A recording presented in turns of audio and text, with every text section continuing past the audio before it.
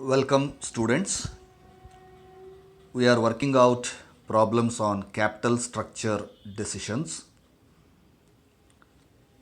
Let us work out one more problem in this video relating to capital structure decisions.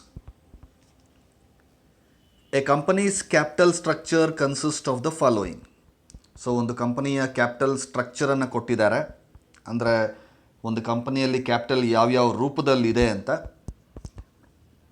If you see equity shares of rupees 100 each, 20 lakhs. Equity share capital 20 lakhs. Retained earnings 10 lakhs. Retained earnings is nothing but previous year's profits. Profits ಅನ್ನು ಹಾಗೆ capital ಆಗಿ ಬಳಸ್ಕೊಳ್ತಾ ಇದ್ದಾರೆ without distributing as dividend to the shareholders. So ಅದನ್ನೇ retained earnings ಅಥವಾ you can call it as reserves. Then 9% preference shares 12 lakhs ಇದೆ. 7% debentures 8 lakhs ಇದೆ. So total their capital is 50 lakhs. This company is having a capital of 50 lakhs, but all the 50 lakhs is not in one type of capital. That 50 lakhs is formed with many items like 20 lakhs of equity shares, 10 lakhs of reserves and retained earnings, 12 lakhs of preference shares and 8 lakhs of debentures. ಇದಿಷ್ಟು ಕೂಡ ಕ್ಯಾಪಿಟಲ್ಲೇನೆ, ಎಲ್ಲವನ್ನೂ capital ಅಂತಲೇ ಕರಿತೀವಿ. ಆದರೆ ಬೇರೆ ಬೇರೆ ರೂಪದಲ್ಲಿ ಅದನ್ನು ಕಂಪನಿಗೆ ತರಲಾಗಿದೆ. ಡಿಬೆಂಚರ್ಸ್ ರೂಪದಲ್ಲಿ ತಂದಿದ್ದೀವಿ ಅಂತಂದರೆ ಅದಕ್ಕೆ ಇಂಟ್ರೆಸ್ಟನ್ನು ಪೇ ಮಾಡಬೇಕು. ಪ್ರಿಫರೆನ್ಸ್ ಶೇರ್ಸ್ ಮುಖಾಂತರ ರೈಸ್ ಮಾಡಿದ್ದೀವಿ ಅಂದರೆ ಅವರಿಗೆ ಪ್ರಿಫರೆನ್ಸ್ ಡಿವಿಡೆಂಡನ್ನು ಕೊಡಬೇಕು. Retained earnings belongs to the company, belongs to the shareholders. So it is a cost free capital, ಅದಕ್ಕೇನು ನಾವು ಕೊಡೋಷ್ಟಿಲ್ಲ. That belongs to equity share holders. And equity share capital is the real owners. Entire profit or loss goes to them. So with this 50 lakhs capital, what this company is going to do? Look at the next sentence over there. The company earns 12% on its capital. ಎಷ್ಟು ಸಂಪಾದನೆ ಮಾಡುತ್ತೆ ಅಂತಂದರೆ 12%. ಈ ಅರ್ನಿಂಗ್ಸನ್ನು ನಾವು EBIT ಅಂತ ಹೇಳಿ ಕರಿಬೇಕಾಗತ್ತೆ. Earnings before interest and tax, that is operating profit. So ಎಷ್ಟಪ್ಪ ಆಪರೇಟಿಂಗ್ ಪ್ರಾಫಿಟ್ ಈ ಕಂಪನಿಗೆ ಅಂದರೆ 12% on its capital. So what is the capital of this company? 50 lakhs. So 50 lakhs ಮೇಲೆ 12%, 50 lakhs ಮೇಲೆ 12% ಇವರು ಅರ್ನ್ ಮಾಡ್ತಿದ್ದಾರೆ. So what is there? EBIT. That is 50 lakhs into 12/100 ಅಂದರೆ 6 lakhs will be there EBIT. So 6 lakhs ಇವರು earn ಮಾಡ್ತಿದ್ದಾರೆ. The income tax rate is 50%. Income tax rate is 50%. The company requires a sum of rupees 25 lakh to finance its expansion program, for which the following alternatives are available to it. So ಎಷ್ಟು capital ಇತ್ತು ಈ ಕಂಪನಿಯಲ್ಲಿ? 50 lakhs. ಆದರೆ ಈಗ the company requires a sum of rupees 25 lakh to finance its expansion program. ಇರೋಂತಹ 50 lakhs rupees ಇವರಿಗೆ ಸಾಕಾಗ್ತಾ ಇಲ್ಲ. ಇವರು ಇನ್ನೂ ಬಿಸ್ನೆಸ್ಸನ್ನು ಎಕ್ಸ್ಪ್ಯಾಂಡ್ ಮಾಡೋದಕ್ಕೆ ಹೋಗ್ತಿದ್ದಾರೆ, ಇನ್ನೂ ಬಿಸ್ನೆಸ್ಸನ್ನು ಜಾಸ್ತಿ ಮಾಡೋದಕ್ಕೆ, ಗ್ರೋ ಮಾಡೋದಕ್ಕೆ ಹೋಗ್ತಿದ್ದಾರೆ. ಅವ್ರಿಗೆ ಇನ್ನಷ್ಟು ಅಡಿಷ್ನಲ್ ಕ್ಯಾಪಿಟಲ್ ಬೇಕಾಗಿದೆ. ಎಷ್ಟು ಬೇಕಾಗಿದೆ ಅಂತಂದರೆ 25 lakhs to finance its expansion program. So ಆ ಒಂದು 25 lakhs ರೈಸ್ ಮಾಡೋದಕ್ಕೆ ಅವರು ಒಂದಷ್ಟು ಪ್ಲ್ಯಾನ್ಸನ್ನು ಹಾಕಿದ್ದಾರೆ. ಸೊ ಏನೇನು ಪ್ಲ್ಯಾನ್ ಮಾಡ್ತಿದ್ದಾರೆ? ತುಂಬ ಸಿಂಪಲ್ಲಾಗಿ ಅರ್ಥ ಮಾಡ್ಕೊಳ್ಳಿ. ಈ ಕಂಪನಿಯಲ್ಲಿ ಆಲ್ರೆಡಿ ಕ್ಯಾಪಿಟಲ್ ಇದೆ. This company is having capital already in various forms. A total of 50 lakhs rupees ಇದೆ. 50 ಲಕ್ಷ ರೂಪಾಯಿ ಕ್ಯಾಪಿಟಲ್ ಈ ಕಂಪನಿಯಲ್ಲಿ ಆಲ್ರೆಡಿ ಇದೆ. ಬೇರೆ ಬೇರೆ ಫಾರಮ್ಸಲ್ಲಿ ಡಿಬೆಂಚರು, ಪ್ರಿಫರೆನ್ಸ್ ಶೇರ್ಸು, ಈಕ್ವಿಟಿ ಫಾರಮ್ಸಲ್ಲಿ ಇದೆ ಇವ್ರ ಹತ್ರ. ಅದು ಸಾಕಾಗ್ತಿಲ್ಲ ಅಂತ ಹೇಳಿ ಇನ್ನೊಂದು 25 ಲಕ್ಷ ರೂಪಾಯಿಯನ್ನು ರೈಸ್ ಮಾಡೋದಕ್ಕೆ ಹೋಗ್ತಿದ್ದಾರೆ. ಅದಕ್ಕೆ 3 ಪ್ಲ್ಯಾನ್ಸನ್ನು ಹಾಕ್ಕೊಂಡಿದ್ದಾರೆ. ಪ್ಲ್ಯಾನ್ ನಂಬರ್ 1 ಏನಪ್ಪ ಅಂದರೆ issue of 20,000 equity shares at a premium of 25 rupees per share. 20,000 equity ಶೇರ್ಸನ್ನು ಇಶ್ಯೂ ಮಾಡ್ತಿದ್ದಾರೆ. 20,000 equity shares at a premium. Premium ಅಂದರೆ ಗೊತ್ತಲ್ಲ, ಅದರ ಒಂದು ಫೇಸ್ ವ್ಯಾಲ್ಯೂಗಿಂತ ಹೆಚ್ಚಿನ ಪ್ರೈಸ್ಗೆ ಅದನ್ನು ಇಶ್ಯೂ ಮಾಡೋವಂಥದ್ದು. ನಿಮಗೆ PUCಯಲ್ಲಿ ಓದಿರ್ತೀರ, premium, issue at a discount ಎಲ್ಲನೂ. So 25 rupees per share premium. ಇಲ್ಲಿ ಒರಿಜಿನಲ್ ಈಕ್ವಿಟಿ ಶೇರ್ಸ್ ಎಷ್ಟಿದೆ ನೋಡಿ ಕ್ವಶ್ಚನಲ್ಲಿ? 100 rupees. ಸೊ 25 ರುಪೀಸ್ ಪ್ರೀಮಿಯಮ್ಗೆ ಇಶ್ಯೂ ಮಾಡ್ತಿದ್ದಾರೆ ಅಂತಂದರೆ they are going to issue the shares at a price of 125 per share. 100 rupees is the original value of the share plus 25 rupees premium ಅಂದರೆ 125 rupeesಗೆ ಅವರು issue ಮಾಡ್ತಿದ್ದಾರೆ. ಎಷ್ಟು ಶೇರ್ಸು? 20,000 ಶೇರ್ಸ್. ಸೊ ಆಲ್ರೆಡಿ ಎಷ್ಟು shares ಇದೆ ಇಲ್ಲಿ ನೋಡಿ, 20 lakhs. 20 lakh shares divided by 100 rupees each. 20 lakhs rupees divided by 100 rupees each. That means you already have 20,000 shares.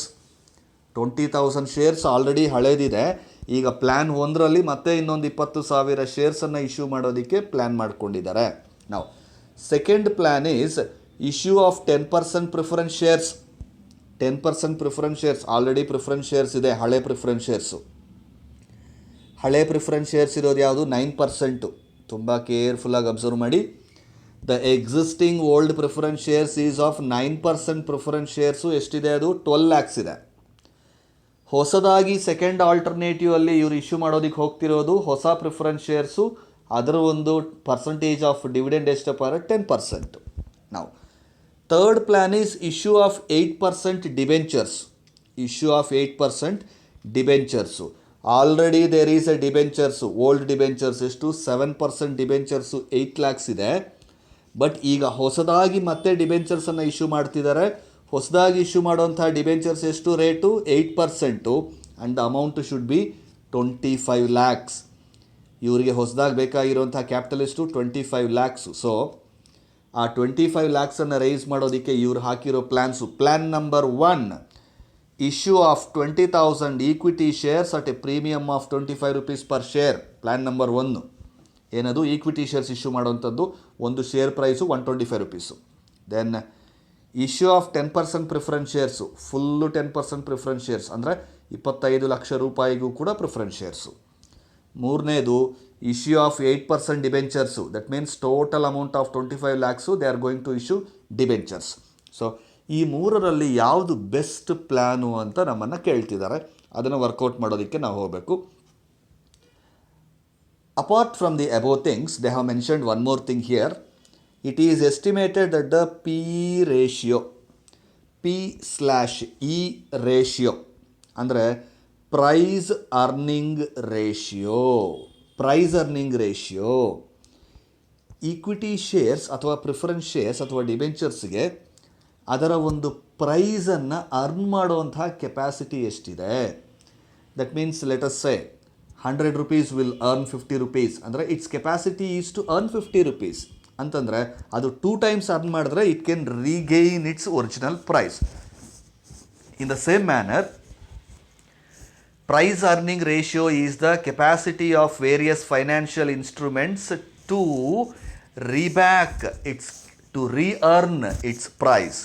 ಅದನ್ನೇ ನಾವು ಪ್ರೈಸ್ ಅರ್ನಿಂಗ್ ರೇಷಿಯೋ ಅಂತ ಹೇಳ್ತೀವಿ. ಪ್ರೈಸ್ ಅರ್ನಿಂಗ್ ರೇಷಿಯೋ ಏನಕ್ಕೆ ಯೂಸ್ ಆಗುತ್ತೆ ಸರ್ ನಮಗಿಲ್ಲಿ? ಮಾರ್ಕೆಟ್ ಪ್ರೈಸ್ ಆಫ್ ದ ಶೇರನ್ನು calculate ಮಾಡೋದಕ್ಕೆ use ಆಗುತ್ತೆ. How do we calculate market price of the share? Market price of the share is equals to EPS into price earning ratio. I'll repeat once again. Market price of the share is equals to price earning ratio into earning per share. That is EPS into PE. ಅದನ್ನು ಮಾಡಿದಾಗ ನಮಗೆ market value of the share ಬರುತ್ತೆ. ನಾವು capital structure ಡಿಸಿಷನ್ಸನ್ನು normally EPS ಮೇಲೆ ತೊಗೊಳ್ತೀವಿ. ಯಾವ plan ನಮಗೆ ಹೈಯೆಸ್ಟ್ ಅರ್ನಿಂಗ್ಸ್ ಪರ್ ಶೇರ್ ಕೊಡುತ್ತೋ ಅದನ್ನೇ ನಾವು ಚೂಸ್ ಮಾಡ್ತೀವಿ. Sometimes we go with market value of share also. So ಯಾವ ಒಂದು ಪ್ಲ್ಯಾನಲ್ಲಿ ಮಾರ್ಕೆಟ್ ವ್ಯಾಲ್ಯೂ ಆಫ್ ಶೇರ್ ಜಾಸ್ತಿ ಇರುತ್ತೋ ಅದನ್ನು ನಾವು ಚೂಸ್ ಮಾಡೋವಂಥ ಚಾನ್ಸಸ್ ಇರುತ್ತೆ. And when you go with both the situations, normally EPS ಯಾವ ಪ್ಲ್ಯಾನಲ್ಲಿ ಜಾಸ್ತಿ ಇರುತ್ತೋ market value of the share ಕೂಡ ಅದೇ ಪ್ಲ್ಯಾನಲ್ಲಿ ಜಾಸ್ತಿ ಇರುವಂಥ ಚಾನ್ಸಸ್ ಇರುತ್ತೆ. ನಾವು ಈ ಕ್ವಶನಲ್ಲಿ ಏನಾಗುತ್ತೆ ಅನ್ನೋದನ್ನು ನೋಡೋಣ. Market value of the share is the new concept we are calculating in this problem. ನಾವು one more thing we should do here. Existing capital 50 lakhs rupees ಇತ್ತು. ಸೊ 50 lakhs rupees ಮೇಲೆ ನಾವು EBIT 12% ಕ್ಯಾಲ್ಕುಲೇಟ್ ಮಾಡ್ಕೊಂಡ್ವಿ. ಈಗ 50 lakhs ಜೊತೆಗೆ 25 lakhs ಹೊಸ ಕ್ಯಾಪಿಟಲನ್ನು ತರ್ತಾ ಇದ್ದೀವಿ. ಸೊ ಹೊಸ ಕ್ಯಾಪಿಟಲನ್ನು 25 lakhs ತಂದ ಮೇಲೆ ನಮ್ಮ ಕ್ಯಾಪಿಟಲ್ ಏನಾಗುತ್ತೆ?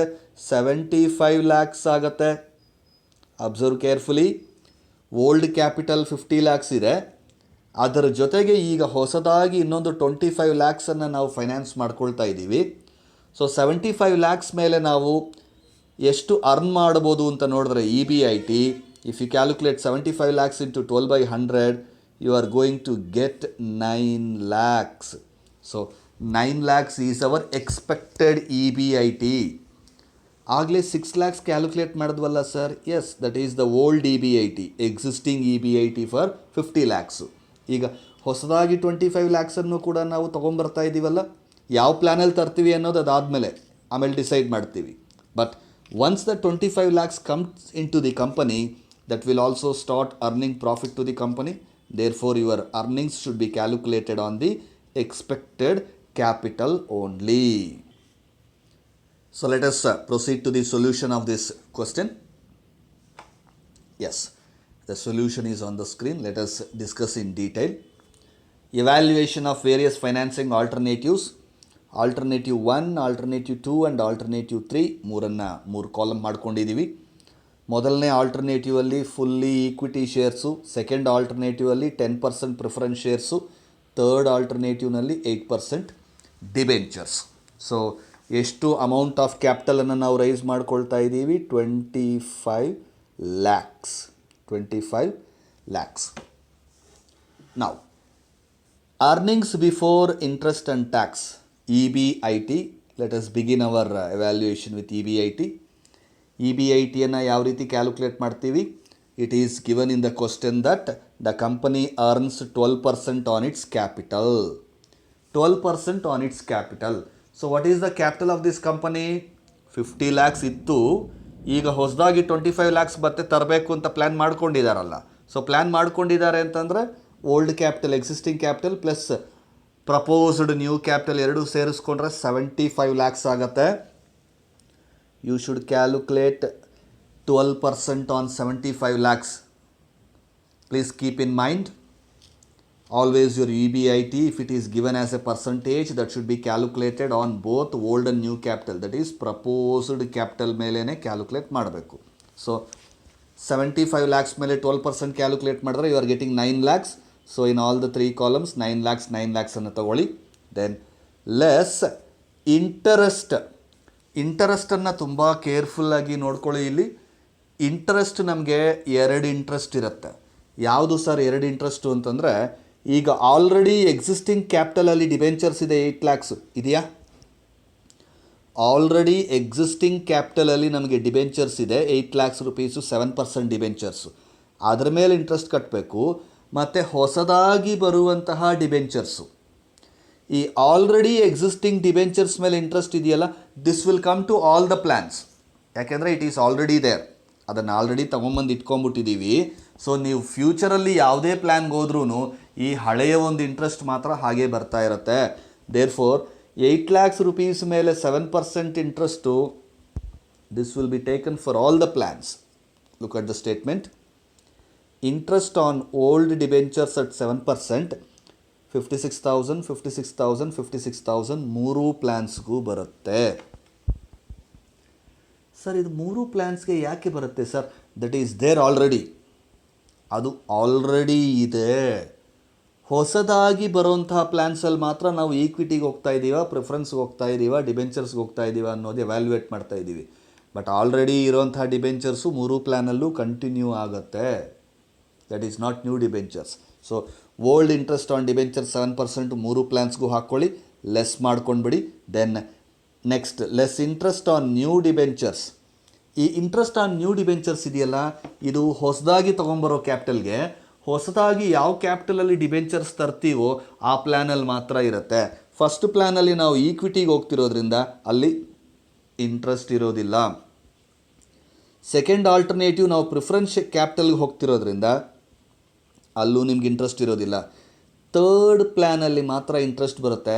ಏನದು third plan? Issue of 8% debentures. 8% debentures ಅಂದರೆ 25 lakhs into 8%. 25 lakhs into 8/100, that means 2 lakhs ರುಪೀಸನ್ನು ಅಲ್ಲಿ ಲಾಸ್ಟ್ ಪ್ಲ್ಯಾನಲ್ಲಿ ತಗೋಬೇಕಾಗತ್ತೆ. ಡಿಯರ್ ಸ್ಟೂಡೆಂಟ್ಸ್, ದಯವಿಟ್ಟು very carefully understand the difference between interest on old debentures and interest on new debentures. Old debentures is already existing in the company. ಅದು already ಬಂದು ಕೂತಿದೆ, ಅದಕ್ಕೆ ನಾವು ಬಡ್ಡಿ ಕಟ್ಟಲೇಬೇಕು. ಅದನ್ನು ನಾವು ತಪ್ಪಿಸ್ಕೊಳ್ಳೋಕ್ಕಾಗಲ್ಲ. ನೀವು ಹೊಸದಾಗಿ ಯಾವುದೇ ಪ್ಲ್ಯಾನ್ ತಂದ್ರೂ ಹಳೆಯ ಒಂದು ಡಿಬೆಂಚರ್ಸ್ಗೆ ಎಲ್ಲ ಪ್ಲ್ಯಾನ್ಸಲ್ಲೂ ನಾವು ಬಡ್ಡಿಯನ್ನು ಕಟ್ಟಲೇಬೇಕಾಗತ್ತೆ. ಹೊಸ ಡಿಬೆಂಚರ್ಸು ಯಾವ ಪ್ಲ್ಯಾನಲ್ಲಿ ಡಿಬೆಂಚರ್ಸ್ ತರ್ತೀವೋ ಅಲ್ಲಿ ಮಾತ್ರ ಹೊಸ ಡಿಬೆಂಚರ್ಸ್ಗೆ ಬಡ್ಡಿ ಕಟ್ಟಿದ್ರೆ ಸಾಕು. ಬಟ್ ಹಳೇದು ಆಲ್ರೆಡಿ ಅದು ಇದೆ, ನೀವು ಮುಂದೆ ಏನೇ ಪ್ಲ್ಯಾನ್ಗೆ ಹೋಗಿ ಹಳೇದನ್ನು ಮಾತ್ರ ಕಂಟಿನ್ಯೂಸ್ ಆಗಿ ಕಟ್ತಾ ಇರಬೇಕಾಗತ್ತೆ. ಆ ಒಂದು ಅಂಡರ್ಸ್ಟ್ಯಾಂಡಿಂಗಲ್ಲಿ interest on old debentures is paid on all the plans, but interest on new debentures is paid only on third plan. Because third ಆಲ್ಟರ್ನೇಟಿವಲ್ಲಿ ಮಾತ್ರನೇ ನಾವು ಡಿಬೆಂಚರ್ಸ್ ತರ್ತಿರೋದು, ಫಸ್ಟ್ 2 ಪ್ಲ್ಯಾನ್ಸಲ್ಲಿ ಇಲ್ಲ. ಅದಕ್ಕಾಗಿ ಫಸ್ಟ್ 2 ಪ್ಲ್ಯಾನ್ಸಲ್ಲಿ ಹೊಸ ಇಂಟ್ರೆಸ್ಟ್ ಇಲ್ಲ. ನಾವು ಅದನ್ನು ಲೆಸ್ ಮಾಡ್ಕೊಂಡಿದ್ದಾದಮೇಲೆ ನಿಮಗೆ you are getting after interest, that is EBT, earnings before tax. So first plan 8,44,000, second 8,44,000, third one 6,44,000 ಬಂದಿದೆ. ಅದರಲ್ಲಿ ಲೆಸ್ ಟ್ಯಾಕ್ಸ್ ಅಟ್ 50%. ಸೊ 3 ಪ್ಲ್ಯಾನ್ಸಲ್ಲೂ ಕೂಡ 8,44,000 ಮೈನಸ್ ಅಂದರೆ 50% 4,22,000. ಸೆಕೆಂಡ್ ಆಲ್ಟರ್ನೇಟಿವ್ ಆಲ್ಸೋ 50% 4,22,000 ಬರುತ್ತೆ. ಥರ್ಡ್ ಆಲ್ಟರ್ನೇಟಿವಲ್ಲಿ 6,44,000 ಇರೋದ್ರಿಂದ ಅದರಲ್ಲಿ ಟ್ಯಾಕ್ಸ್ 50% 3,22,000 ಆಗುತ್ತೆ. ಆ್ಯಂಡ್ ಅದನ್ನು ಟ್ಯಾಕ್ಸ್ ಲೆಸ್ ಮಾಡ್ಕೊಂಡಿದ್ದಾದಮೇಲೆ ನಿಮಗೆ you subtract that, you will get 4,22,000, 4,22,000, 3,22,000. Next less preference dividend. ಇಲ್ಲೂ ಕೂಡ ತುಂಬ ಕೇರ್ಫುಲ್ಲಾಗಿ ಓಲ್ಡ್ ಪ್ರಿಫರೆನ್ಸ್ ಡಿವಿಡೆಂಡ್ ಇರುತ್ತೆ, ನ್ಯೂ ಪ್ರಿಫರೆನ್ಸ್ ಡಿವಿಡೆಂಡ್ ಇರುತ್ತೆ. Old preference dividend will be given for all the plans because they are already existing in the company. Already preference share capital ಹಳೆ capital ಸ್ಟ್ರಕ್ಚರಲ್ಲಿ already ಇದೆ. ಅದನ್ನೇನು ನಾವೀಗ ಪ್ಲ್ಯಾನ್ ಮಾಡಿ ತರಬೇಕಾ ಬೇಡವಾ ಅಂತಲ್ಲ, ತಂದ್ಬಿಟ್ಟಿದ್ದೀವಿ, ಇಟ್ಕೊಂಡಿದ್ದೀವಿ, ಅದಕ್ಕೆ ಕಟ್ಟಲೇಬೇಕಾಗತ್ತೆ. Therefore old preference dividend on existing shares, old preference dividend on existing shares, existing shares ಎಷ್ಟಿದೆ 12 lakhs rupees, 9% old preference shares. So ಅದ್ರ ಮೇಲೆ 1,08,000, 1,08,000, 1,08,000 for all the 3 plans. Old preference ಶೇರ್ಸ್ಗೆ 3 ಪ್ಲ್ಯಾನಲ್ಲೂ ಡಿವಿಡೆಂಡನ್ನು ಕೊಟ್ಬಿಟ್ಟಿದ್ದೀವಿ. ಕೊಟ್ಟಿದ್ದಾದಮೇಲೆ preference dividend on new shares, preference dividend on new shares 10%. ಇದು ಬರೀ ಸೆಕೆಂಡ್ ಪ್ಲ್ಯಾನಿಗೆ ಮಾತ್ರ ಇರುತ್ತೆ. ಯಾಕೆ ಅಂತಂದರೆ ಸೆಕೆಂಡ್ ಪ್ಲ್ಯಾನಲ್ಲಿ ಮಾತ್ರ ನಾವು ಪ್ರಿಫರೆನ್ಸ್ ತರ್ತಾ ಇದ್ದೀವಿ, ಫಸ್ಟ್ ಪ್ಲ್ಯಾನಲ್ಲಿ ಇಲ್ಲ, ಥರ್ಡ್ ಪ್ಲ್ಯಾನಲ್ಲಿ ಇಲ್ಲ. Therefore new preference dividend will be given only for the second plan. That is 25 lakhs ಮೇಲೆ 10%, ಯು ಆರ್ ಗೆಟಿಂಗ್ 2,50,000, 2,50,000 ಕೊಟ್ಟಿದ್ದಾದಮೇಲೆ earnings for equity share holders, if you subtract you will get 3,14,000 in first alternative, 64,000 in the second alternative, and 2,14,000 in the third alternative. This is earnings available for equity shareholders. Next, we should go with number of equity shares. Number of equity shares. While calculating number of equity shares also, you should go with old capital plus new capital. Old ಕ್ಯಾಪಿಟಲಲ್ಲಿ ಎಷ್ಟು equity shares ಇದೆ ಅನ್ನೋದನ್ನು ನೋಡಿ. 20,000 equity shares, ಇದು ಎಲ್ಲ ಪ್ಲ್ಯಾನ್ಸಲ್ಲೂ ಇರುತ್ತೆ. ಮನಸ್ಸಲ್ಲಿ ಒಂದು ಕ್ಲಾರಿಟಿಯಾಗಿ ಇಟ್ಕೊಳ್ಳಿ, ಹಳೇ ಕ್ಯಾಪಿಟಲ್ ಸ್ಟ್ರಕ್ಚರಲ್ಲಿರುವಂಥ ಐಟಮ್ಸು ಹೊಸ ಕ್ಯಾಪಿಟಲಲ್ಲಿ ಎಲ್ಲ ಪ್ಲ್ಯಾನ್ಸಲ್ಲೂ ಕಂಟಿನ್ಯೂ ಆಗುತ್ತೆ. ಸೊ ದಿಸ್ 20,000 ಈಕ್ವಿಟಿ ಶೇರ್ಸು ಎಲ್ಲ 3 ಪ್ಲ್ಯಾನಲ್ಲೂ ಕಂಟಿನ್ಯೂ ಆಗುತ್ತೆ. ಇದರ ಜೊತೆಗೆ ಅಡಿಷನ್ ಟು ದಿಸ್ ಹೊಸದಾಗಿ ಬರುವಂಥ ಈಕ್ವಿಟಿ ಶೇರ್ಸು, ಈ ಇರೋಂಥ 3 ಪ್ಲ್ಯಾನ್ಸಲ್ಲಿ ಫಸ್ಟ್ ಪ್ಲ್ಯಾನಲ್ಲಿ ಮಾತ್ರ ಈಕ್ವಿಟಿ ಶೇರ್ಸ್ ಇದೆ, ಸೆಕೆಂಡ್ ಪ್ಲ್ಯಾನ್ ಪ್ರಿಫರೆನ್ಸು ಅಲ್ಲಿ ಬರಲ್ಲ, ಥರ್ಡ್ ಪ್ಲ್ಯಾನ್ ಡಿಬೆಂಚರ್ಸು ಅಲ್ಲೂ ಈಕ್ವಿಟಿ ಶೇರ್ಸ್ ಇಲ್ಲ. ಬಟ್ 3 ಪ್ಲ್ಯಾನ್ಸಲ್ಲೂ ಹಳೇದಿರುತ್ತಲ್ಲ, ಸೊ ಹಳೇದು 20,000, 20,000, 20,000 will be there in 3 plans. ಹೊಸ ಈಕ್ವಿಟಿ ಶೇರ್ಸು ಫಸ್ಟ್ ಪ್ಲ್ಯಾನಲ್ಲಿ ಮಾತ್ರ ಅವರೇ ಮೆನ್ಷನ್ ಮಾಡಿದ್ದಾರೆ ಇಶ್ಯೂ ಆಫ್ 20,000 ಈಕ್ವಿಟಿ ಶೇರ್ಸ್ ಅಂತ. So in first plan you will have old 20,000 equity shares plus new 20,000 equity shares. That means 40,000 equity shares will be there in first plan. Try to understand very clearly. Existing capital structure alliruvantaha old equity shares that will continue to all the plans. That means all the plans will have 20,000, 20,000, 20,000. ಆ 20,000 ಜೊತೆಗೆ ಹೊಸ capital addition ಆಗಬೇಕು. ಹೊಸ capital ಎಲ್ಲಿ ಯಾವ ಪ್ಲ್ಯಾನಲ್ಲಿ equity ಬರ್ತಿದೆ ನಮಗೆ ಅಂತ ನೋಡಿ, ಮೊದಲನೇ ಪ್ಲ್ಯಾನಲ್ಲಿ ಮಾತ್ರ ಈಕ್ವಿಟಿ ಬರ್ತಾ ಇದೆ, ಸೆಕೆಂಡಲ್ಲಿ ಇಲ್ಲ ಯಾಕೆಂದರೆ ಅದು ಪ್ರಿಫರೆನ್ಸ್ ಶೇರ್ಸು, ಥರ್ಡಲ್ಲಿ ಇಲ್ಲ ಯಾಕೆಂದರೆ ಅದು ಡಿಬೆಂಚರ್ಸು. ಸೊ ಫಸ್ಟ್ ಪ್ಲ್ಯಾನಲ್ಲಿ ಮಾತ್ರ old equity shares 20,000 plus new equity shares 20,000, 40,000 shares you have to take. Second alternative ಅಲ್ಲಿ ಹೊಸ ಈಕ್ವಿಟಿ ಶೇರ್ಸ್ ಯಾವುದು ಇಲ್ಲ, ಬರೀ ಹಳೆ ಈಕ್ವಿಟಿ ಶೇರ್ಸ್ ಮಾತ್ರ ಇದೆ, ಅದು 20,000 ಇರುತ್ತೆ. In third alternative also old equity shares 20,000 ಇರುತ್ತೆ, ಹೊಸದಾಗಿ ಯಾವುದು ಬಂದಿಲ್ಲ. ಹೊಸದಾಗಿ ಯಾಕೆ ಬಂದಿಲ್ಲ ಅಂತಂದರೆ ಹೊಸದಾಗಿ ಆ ಪ್ಲ್ಯಾನಲ್ಲಿ ನಾವು ಈಕ್ವಿಟಿ ಶೇರ್ಸ್ ತೊಗೊಂಬರ್ತಾ ಇಲ್ಲ, ಡಿಬೆಂಚರ್ಸನ್ನು ತರ್ತಾ ಇದ್ದೀವಿ. ಸೆಕೆಂಡ್ ಪ್ಲ್ಯಾನಲ್ಲೂ ಹೊಸ ಈಕ್ವಿಟಿ ಶೇರ್ಸ್ ಇಲ್ಲ, ನಾವು ಅದರಲ್ಲಿ ಪ್ರಿಫರೆನ್ಸ್ ಶೇರ್ಸ್ ತರ್ತಿರೋದ್ರಿಂದ ಈಕ್ವಿಟಿ ಶೇರ್ಸ್ ಹೊಸದಾಗಿ ಏನೂ ಬರ್ತಾ ಇಲ್ಲ. ಫಸ್ಟ್ ಪ್ಲ್ಯಾನಲ್ಲಿ ಮಾತ್ರ ನಮಗೆ ಹಳೇದು ಈಕ್ವಿಟಿ ಶೇರ್ಸೇ, ಹೊಸದು ಈಕ್ವಿಟಿ ಶೇರ್ಸೇ, ಎರಡೂ ಸೇರಿಸಿದ್ರೆ 20,000 ಪ್ಲಸ್ 20,000 40,000 ಅಂತ ಅಲ್ಲಾಗಿದೆ. So simple logic if you understand that. ನಾವು proceed with calculation of earnings per share, that is EPS. EPS ಅನ್ನು ಕ್ಯಾಲ್ಕುಲೇಟ್ ಮಾಡಬೇಕಾದ್ರೆ earnings available to equity shareholders divided by number of equity shares. In the first alternative 3,14,000 divided by 40,000, that is you are getting 7.85 EPS. Second alternative ದಲ್ಲಿ 64,000 divided by 20,000, you will get 3.20 as EPS. In third alternative you are getting 2,14,000 divided by 20,000, 10.70 you are getting as EPS. So EPSಗೆ stop ಮಾಡೋದಿಲ್ಲ ಈ ಕ್ವಶನಲ್ಲಿ. Price earning ratio ಕೊಟ್ಟಿರೋದ್ರಿಂದ market value of share ಕೂಡ calculate ಮಾಡಿ ಆಮೇಲೆ ನಮ್ಮ ಡಿಸಿಷನನ್ನು ನಾವು ತಗೋಬೇಕಾಗತ್ತೆ. So how do we calculate market value of share? Market value of share is equals to EPS into price earning ratio. EPS into price earning ratio. So market price ನೋಡಿ, EPS into price earning ratio. EPS first ಪ್ಲ್ಯಾನಲ್ಲಿ 7.85 ಇದೆ into 21.14 price earning ratio. 21.14 price earning ratio ಎಲ್ಲಿದೆ sir? It's given in the question here. See 21.4, 17, 15.7 ಮೂರು ಪ್ಲ್ಯಾನ್ಸ್ಗೆ ಅವ್ರು ಕೊಟ್ಟಿರೋದ್ರೆ that you should multiply with your EPS. So in the first case 7.85 into 21.4, you are getting 167.99 as market value of share, market price of share. Then in the second plan, EPS into price earning ratio, that is 3.20 into 17, 54.40 is your market value of share. ಮೂರನೇ ಪ್ಲ್ಯಾನಲ್ಲಿ EPS 10.7 ಇದೆ and price earning ratio 15.7. So multiply 10.7 into 15.7, you will get 167.99 is your market value of share. ಈಗ market value of share ಬಂದಾಗಿದೆ.